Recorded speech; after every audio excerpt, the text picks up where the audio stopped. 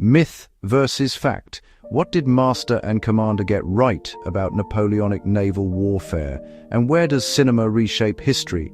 This is a fact-checked voyage through storm, shot, and seamanship. Peter Weir's film is revered for immersive authenticity. Creaking timber, taut canvas, and the thunder of guns feel palpably real. It shows brave sailors facing the ocean's fury and close-quarters combat. But it is historical fiction, truths blended with invention. We'll separate solid facts from cinematic flourishes. Who is Jack Aubrey based on? What events are real? How do tactics compare? Meticulous craft, rigging, drills, and shipboard hierarchy invite scrutiny.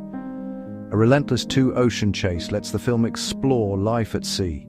Navigation, discipline, hardship, and sudden battle frame the narrative. The film condenses campaigns into a curated microcosm of the Royal Navy. It captures the era's spirit, even when bending the letter of history. We'll test the film against Napoleonic realities, events, tactics, and lives. First, the man at the center, Lucky Jack Aubrey.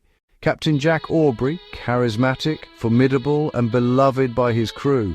He is the central figure of Patrick O'Brien's acclaimed series, paired with Stephen Maturin, surgeon, spy, and naturalist. Aubrey is a composite, qualities drawn from multiple real captains. Chief inspiration, Lord Thomas Cochrane. Audacious, ingenious, victorious. Cochrane excelled in coastal raids, deception, and improbable captures. His capture of El Gamo with Tiny Speedy became the template for legend. But Aubrey is not Cochrane in disguise. He also carries echoes of William Hoste and Edward Pellew. O'Brien kept him heroic yet human, brilliant, flawed, occasionally naive. The film preserves his essence, a seaman of daring and duty. Like Cochrane, he thrives in independent command, far from the Admiralty. He is hunter and protector, earning fierce loyalty through competence. So who is he based on? Principally Cochrane, shaped by many others. Next, events. What happened on screen versus the historical record. The film's focused narrative, a single, determined chase. From Brazil, around Cape Horn, into the vast Pacific. Book foe, USS Norfolk. Film foe, French Acheron. Changed to fit Britain-France context and avoid alienating US audiences. The screenplay stitches elements from several books. Long pursuits happened. Seamanship, weather, and endurance decide outcomes. Becalmings and horn passages were brutally real. Many incidents echo O'Brien's pages and period journals. Yet the era's strategy centered on fleets and blockades, not globe-spanning duels. Frigate actions were common, independent, and celebrated.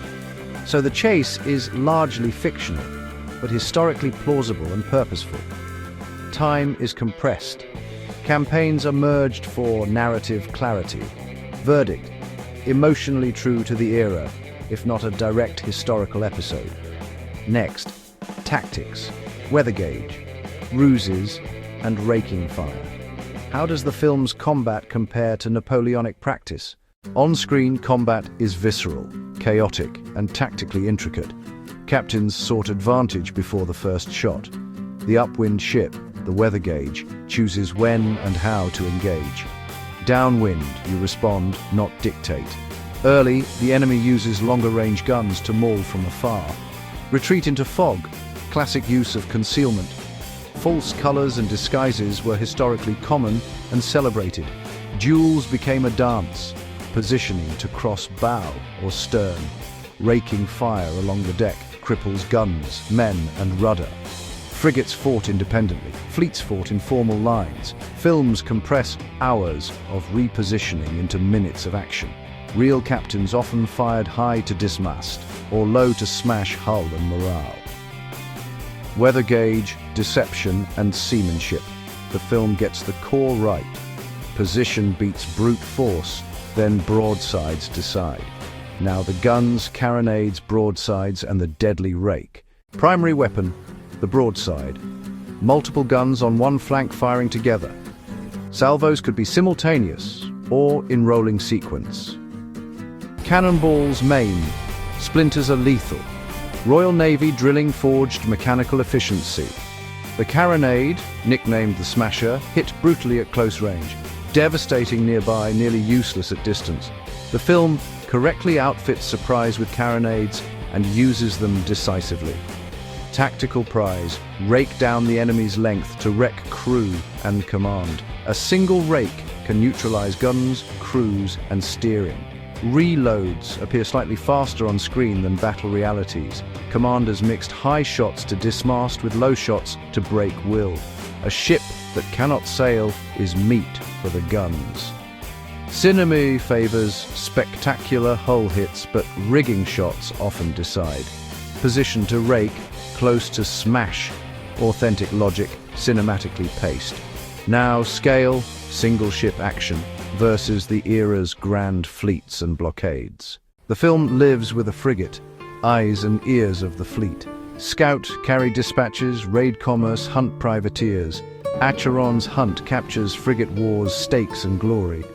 But decisive strategy lay in fleets fighting in line.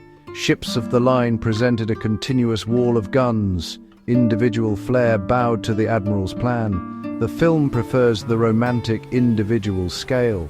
Yet frigate pressure worldwide strangled trade and intel gathered for fleets. Britain's tight blockades bottled fleets in port, grueling but decisive. Blockade tedium lacks cinematic punch. The chase delivers drama. Single-ship actions mattered within a grand strategic web. Victories over heavy privateers like Acheron were celebrated and strategic. Film truth, the frigate's world, accurate but not the whole war. Now, design and daily life on board. How real is the wooden world we see? The ship feels alive because much of it was. A real replica was modified to match a 28-gun frigate.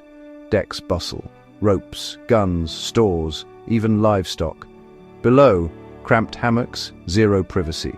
Daily grind, rigging, cleaning, repairs, gunnery maintenance. Strict ranks, captain to powder monkey, yet bound by shared danger. Storms stalked every watch. Horn passages could break ships and men. Diet, salted meat, hardtack, beer, grog. Citrus adoption curbed scurvy on long voyages. The film softens some tensions that real crews endured. Discipline could be brutal. Punishments maintained order. Cinematic focus favors unity to serve the heroic arc. Yet the tactile truth, ropes, wood, sweat, rings authentic. Below another reality, medicine and survival, where wounds met skill and courage. One of the film's most unflinching truths, naval medicine. Operations were done without anesthesia, with rudimentary tools. The self-surgery scene dramatizes grim fortitude. In action, the cockpit treated a stream of shattered men. Most wounds came from balls, and from splinters turned into missiles. Amputation was common and swift to save lives. Beyond battle, scurvy, dysentery, fevers ravaged crews. Maturin embodies the era's scientific curiosity. Galapagos scenes nod to voyages like Darwin's Beagle. Survival meant repair, hull, rigging, canvas before the next gale. The dead went to the sea with ceremony and sorrow. Every victory exacted a price in lives and seaworthiness. Here the film's realism is stark and historically resonant. So how well does cinema balance fact with story to the final reckoning? Master and Commander is a monumental work of historical cinema.